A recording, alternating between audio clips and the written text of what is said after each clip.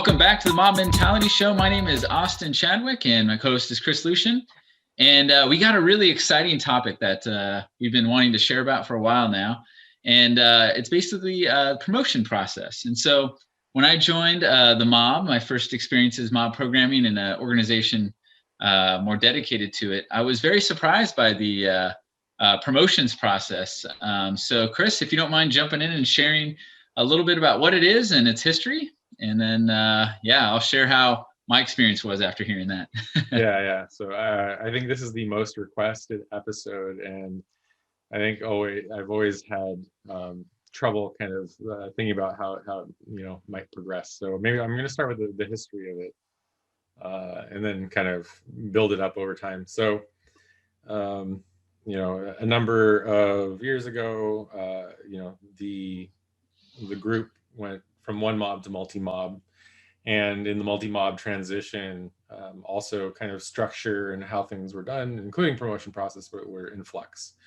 And the number one thing that I think came out of that is early on we made a decision together that it's all going to be self-organizing, and we're going to decide together how it's going to be done and what we need to do. So what we did is we started doing retrospectives about every type of process, and for some things that worked and some things that didn't. But I think one thing that was really interesting that came out of it all was the promotions process. And so initially we threw around different ideas about how promotions might be done, traditional hierarchical order or some other way. We kind of landed on a distributed system. So this idea that there would be promotion nominations that would then get aggregated into a histogram, and then just basically saying who's the most important person that needs to be promoted right now. And that worked okay at first, and what we did is we just decided, hey, we're going to do a retrospective on this every year thereafter, and just change it slightly each year. And so kind of that continuous improvement cycle for just about everything. It's just that this cycle it basically had an annual kind of update to it. And so different changes came along. So then there was kind of a weight factor for the need to promote. So it might be like, this person needs to be promoted, but not nearly as much as this other person needs to be promoted, but they both need to be promoted, like that sort of thing. Then we had this weighted histogram that came out of that. And then maybe the following year, there was this idea that, hey, we're going to take the resulting data and then kind of map the distribution. And one thing that came up that round was this idea that, well, not everybody is taking the time to do the nominations. And so then we essentially made it required to nominate, but you had to nominate, you basically had to like select no one if the nomination was going to go to no one. So that was kind of the third or fourth iteration.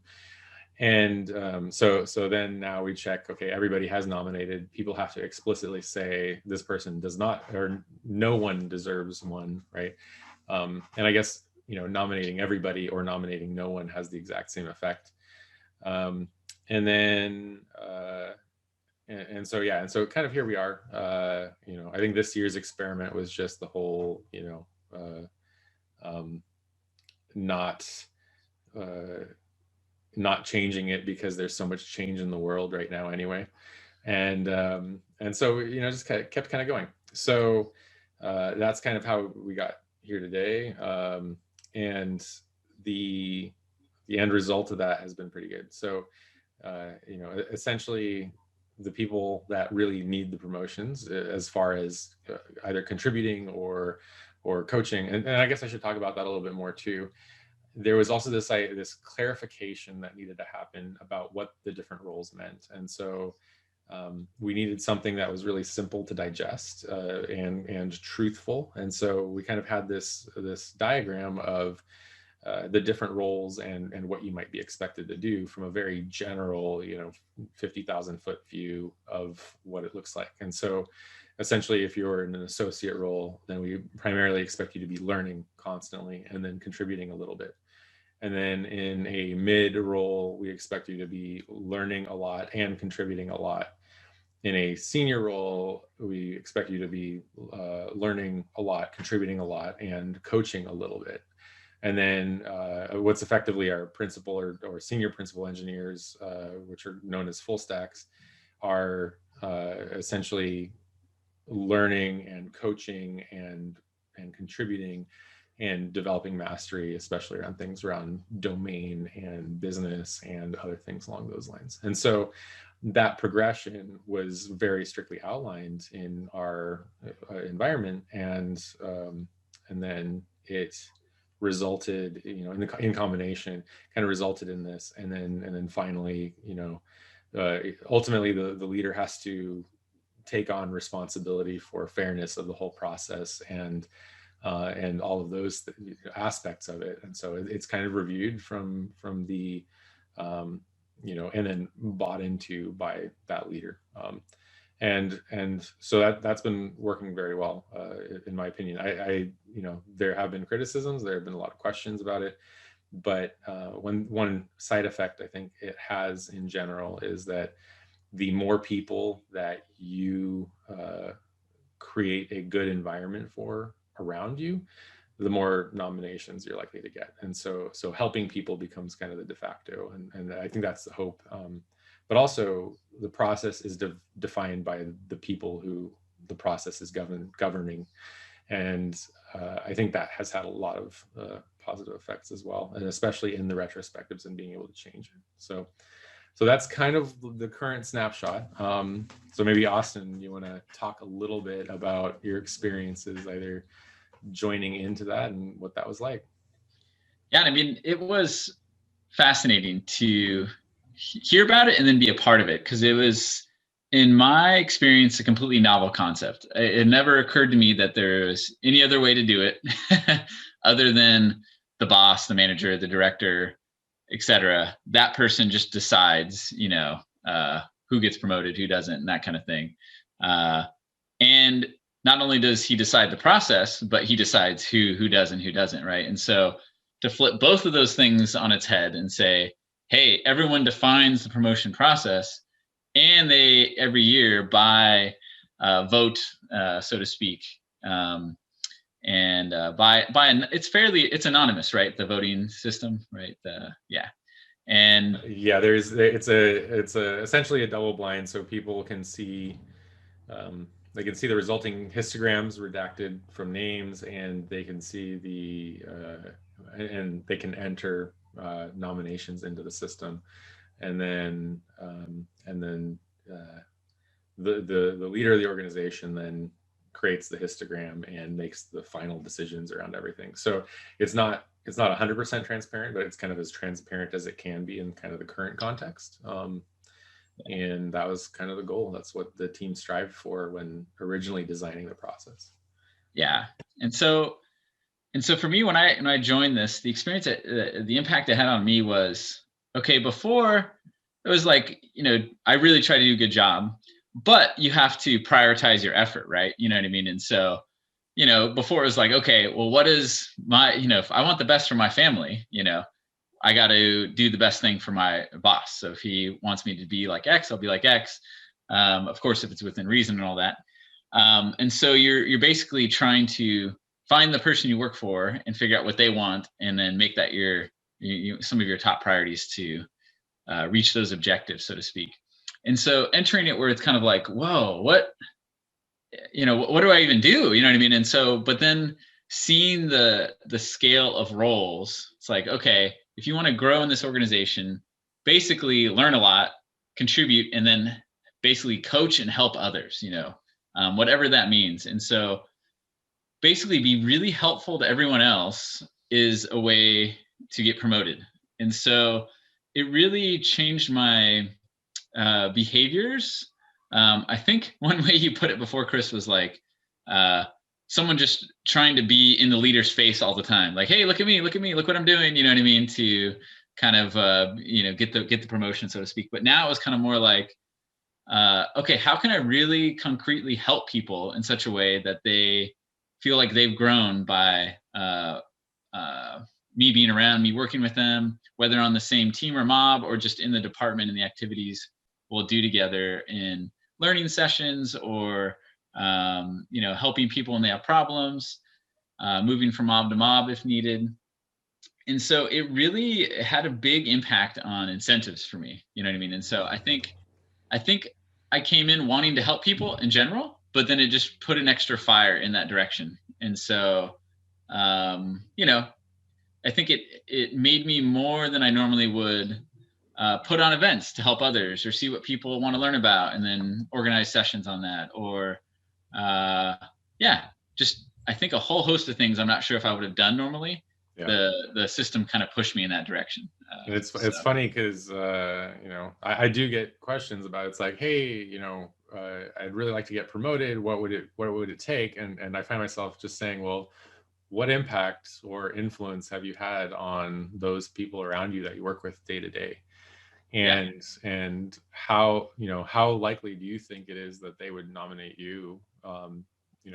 Would you say that they feel like you're contributing or only learning, right? And that conversation just becomes a, day to day in the mob, everybody sees your contribution level, your level of research, how much you help people, how much you coach, how personable you are, and how likely it is that you will end up working for the good of the team rather than for just the good of the individual, right?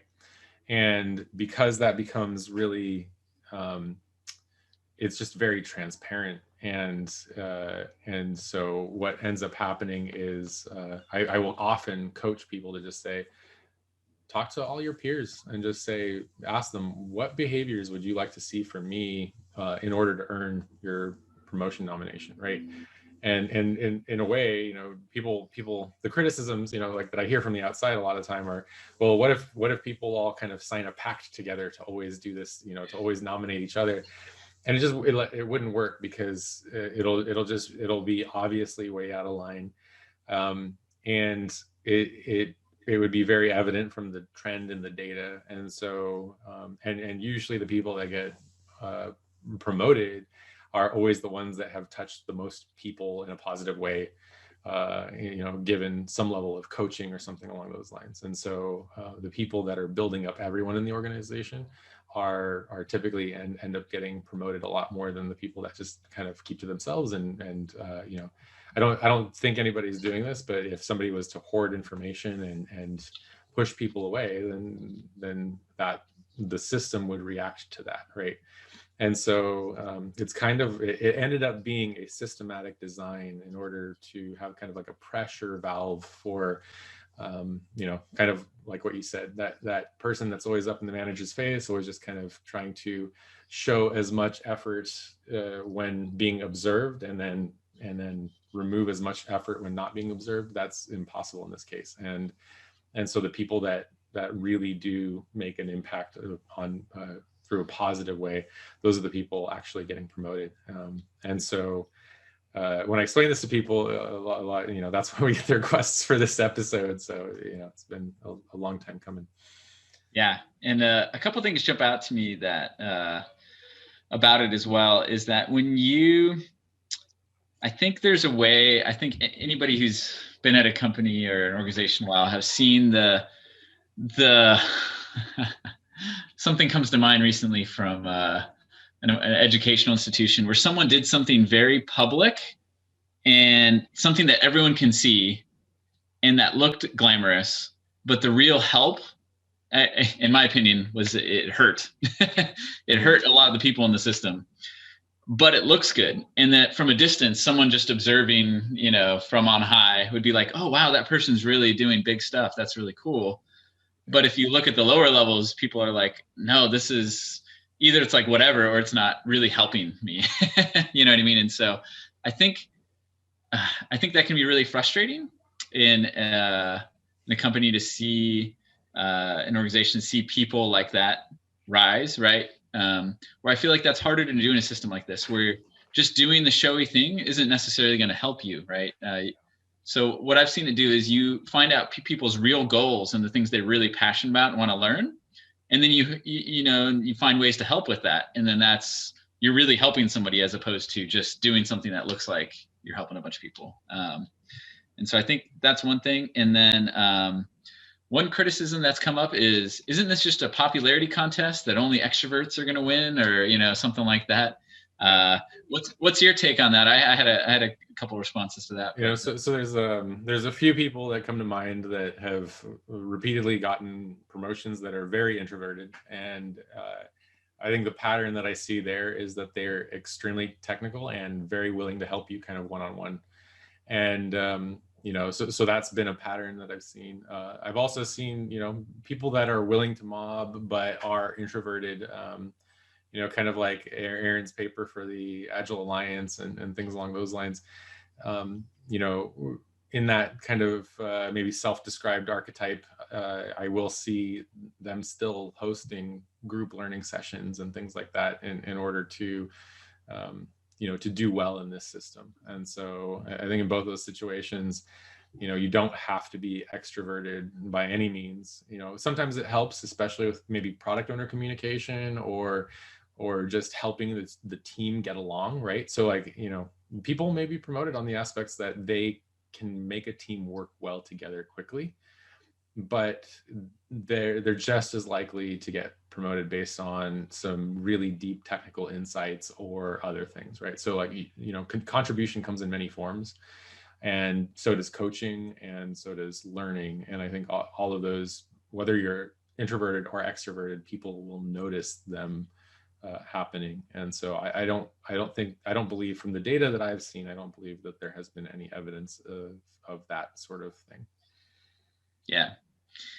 And I think as far as popularity contest kind of goes, and I think it's just, there's a con in any system that has people in it, right? And it's just, if there's a flaw, it's either all, if it's centralized to one person or if it's distributed, right? And so if the group has a flaw in thinking people are doing great stuff when they're really not, then I guess you'll see that propagate in the system as well, right?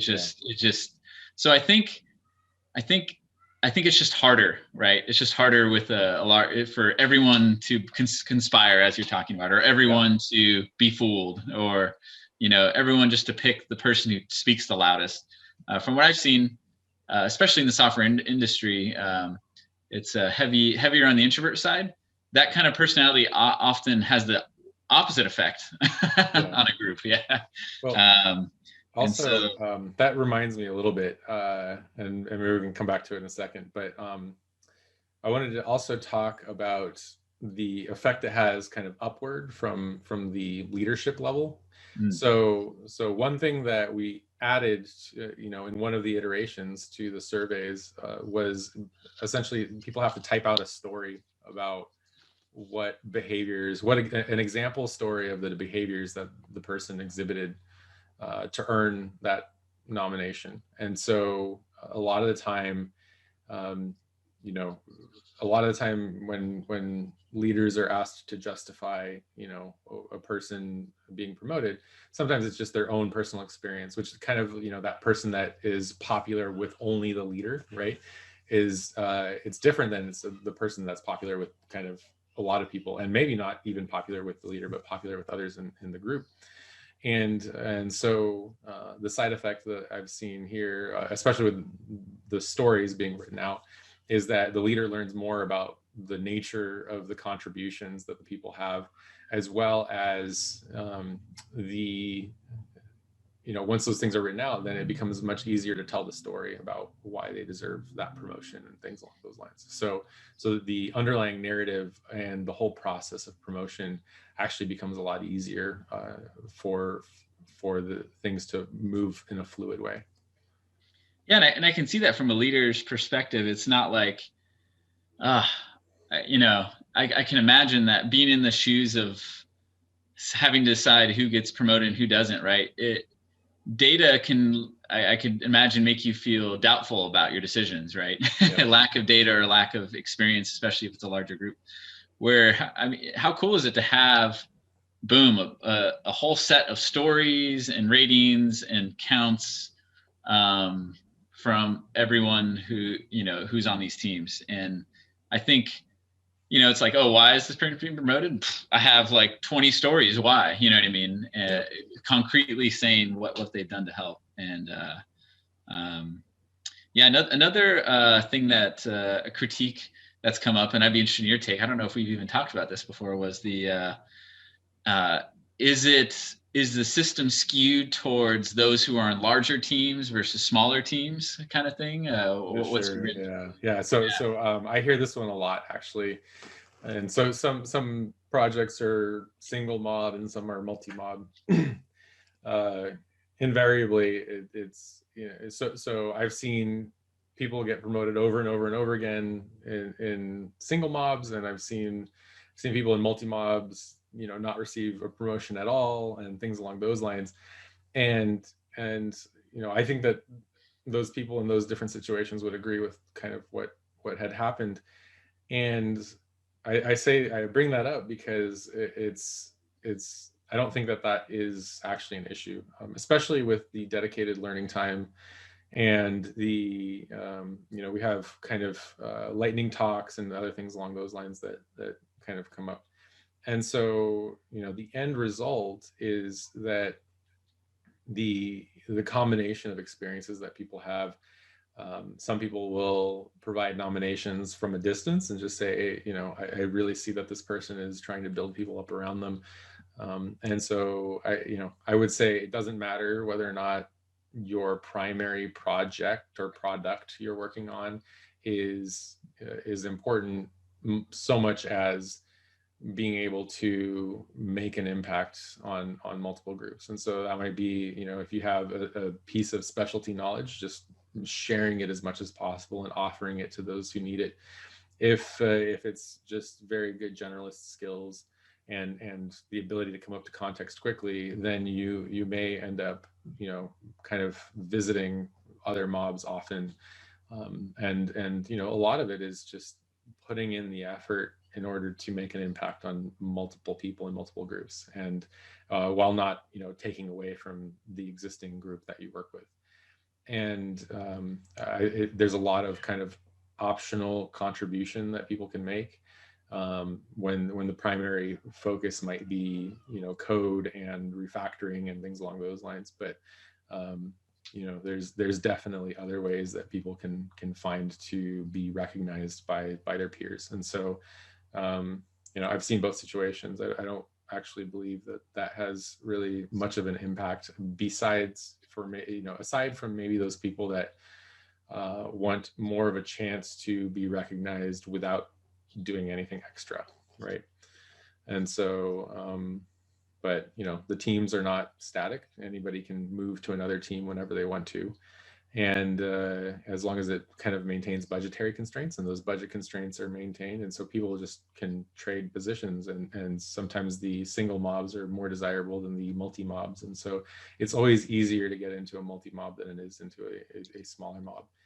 And so the end result of that, I think, is that it's very difficult to say that that's the reason that they're not being recognized, right?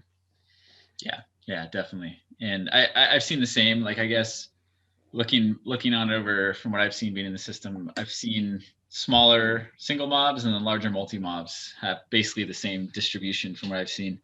And I think while you don't need to be extroverted, you do need to be, it seems from what I've seen, bold and helping others. So if you're more introverted and you want to help a couple people, then just look for ways to do that, right? If you're more extroverted and you want to host a big event and be a showman, then go for it. You know what I mean? Like, and so I think the way you might strategize might be different depending on your personality type and how big of a team you're on.